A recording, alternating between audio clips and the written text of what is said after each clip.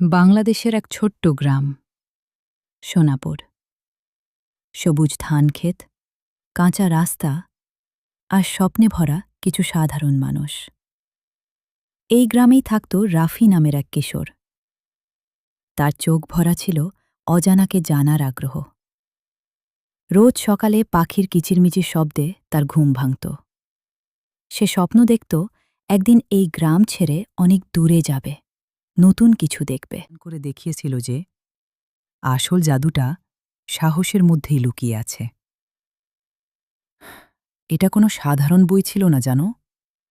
এটা ওকে শিখিয়েছিল নিয়ম মেনে চলতে, কঠোর পরিশ্রম করতে আর নিজের ওপর বিশ্বাস রাখতে। আর এই বিশ্বাসই ওকে গ্রামের মৌলের সামনে মাথা উঁচু করে দাঁড়াতে শিখিয়েছিল। সত্যি বলতে, ওর গল্পটা আমাকে আজও অনুপ্রেরণা যোগায় গেল। সেই রাফি আজ একজন শিক্ষক। সে এখন গ্রামের ছোট ছোট বাচ্চাদের শেখায়